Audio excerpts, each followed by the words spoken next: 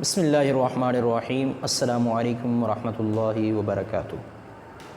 سامعین کرام، آپ کو ایم اے اسلامک پروڈکشن میں خوش آمدید۔ آج ہماری سب سے پہلی کاسٹ اور آج ہمارے مہمان خصوصی حضرت علامہ مولانا دلاور سعیدی صاحب ہمارے ساتھ تشریف فرما ہیں، اور میں ان کا بے حد شکر گزار ہوں کہ آپ نے ہمیں ٹائم بخشا اور آپ تشریف لائے۔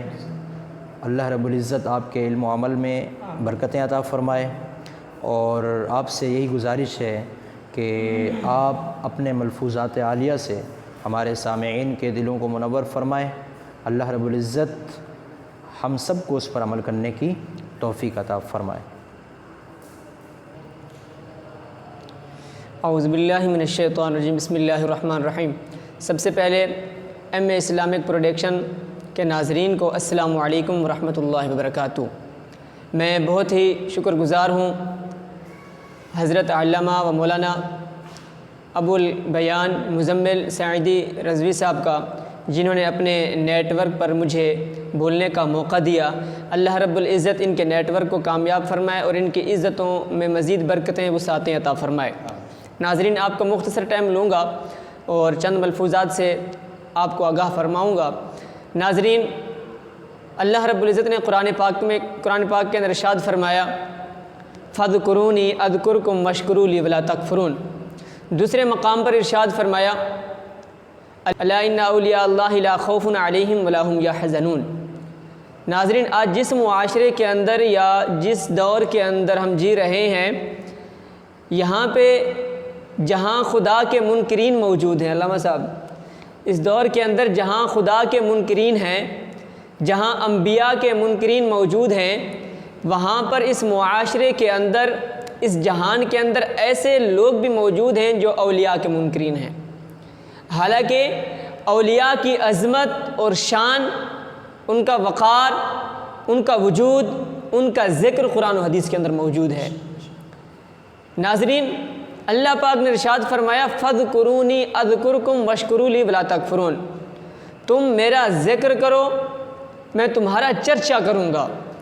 اب یہ اس آیت سے مراد مفسرین اولیاء کو بھی لیتے ہیں، کیونکہ جب اولیاء اللہ کا ذکر کرتے ہیں، وہ اللہ کا ذکر اپنی زبانوں سے کرتے ہیں، وہ اللہ کا ذکر اپنے قلوب کے ذریعے سے کرتے ہیں، وہ اللہ کا ذکر اپنے جسم کے ذریعے سے کرتے ہیں، وہ اللہ کا ذکر اپنے دماغ کے ذریعے سے کرتے ہیں، وہ اللہ کا ذکر اپنے کردار اور سیرت کے ساتھ کرتے ہیں۔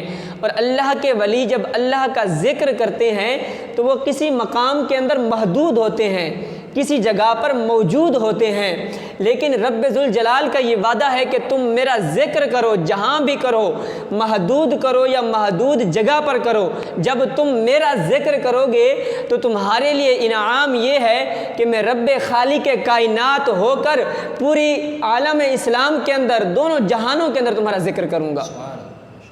اب بندہ جو ہے وہ صرف ایک جگہ پر بیٹھ کے اللہ کا ذکر کرتا ہے، لیکن اللہ جو اس کو انعام دیتا ہے، انعام یہ ہوتا ہے کہ اللہ اس کا ذکر فرشتوں کے سامنے بھی کر رہا ہوتا ہے۔ پھر اللہ اس کو یہ انعام دیتا ہے کہ اس شخص کا ذکر زمین پر بھی ہو رہا ہوتا ہے۔ پھر اس شخص کو انعام یہ ملتا ہے کہ اس شخص کا ذکر لوگوں کی زبانوں پر بھی ہوتا ہے۔ اس نے تو صرف ایک جگہ بیٹھ کر اللہ کا ذکر کیا، اخلاص کی نیت سے، محبت کی وجہ سے، اللہ کی رضا کی وجہ سے، لیکن اللہ نے جو اسے انعام دیا وہ اس سے کہیں زیادہ دگنا اور زیادہ ہے۔ ناظرین، حدیث کے اندر آتا ہے، علامہ صاحب، مفہوم حدیث شریف کا، کہ بروز قیامت جب اولیاء اللہ کو ان کا منصب دکھایا جائے گا، جب ان کا ٹھکانہ دکھایا جائے گا، جب ان کو جنت دکھائی جائے گی، تو انبیاء اور شہید اس کے مقام پر رقص کریں گے اور تعجب کریں گے اور رب کی بارگاہ میں سوال کریں گے، کیا مالک و مولا کہ یہ انبیاء ہے کہ ان کو تو نے اتنے بڑے جو نا مقام سے نوازا ہے، ان کو تو نے عالی شان محل دیا ہے، تو نے ان کو عزت دی ہے، کیا یہ نبی ہیں یا پھر شہید ہیں؟ تو اللہ رب العزت ارشاد فرمائے گا کہ نہیں، یہ نبی بھی نہیں ہے اور یہ اولیاء میں سے بھی نہیں ہے، لیکن یہ دنیا کے اندر میری رضا کی خاطر لوگوں سے محبت کیا کرتا تھا۔ جب یہ لوگوں سے محبت کیا کرتا تھا تو آج جنت کے اندر اس کے لیے نور کا منبر ہے کہ اتنا بڑا عالی شان مقام اور منصب اس کو ملے گا کہ انبیاء بھی رقص کر رہے ہوں گے اور تعجب خیز ہو رہے ہوں گے۔ اور آخر کے اندر حدیث کے اندر آپ صلی اللہ علیہ وسلم نے ارشاد فرمایا الا ان اولیاء اللہ لا خوف علیہم ولا هم یحزنون۔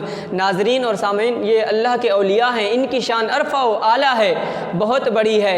ان کی شان کو ہضم کرنے کے لیے، سمجھنے کے لیے ہماری سیرت کا صاف ہونا لازمی ہے، ہمارے کردار کا صاف ہونا لازمی ہے، ہمارے قلوب کا، ہماری نیتوں کا صاف ہونا لازمی ہے۔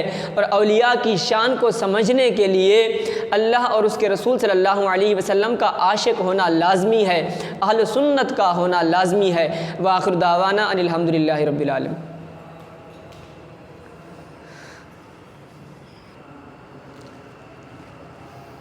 ماشاء اللہ، سبحان اللہ۔ علامہ صاحب نے بہت ہی سیر انداز میں اولیاء کرام کی شان کے حوالے سے گفتگو فرمائی، اور خصوصاً اولیاء کرام کی شان کے اوپر جو آپ نے یہ بات فرمائی کہ اولیاء کرام کی شان کو سمجھنے کے لیے اور اولیاء کرام کی شان کو ہضم کرنے کے لیے بندے کی اپنی سیرت کا، اپنے وقار کا اچھا ہونا یہ لازمی ہے۔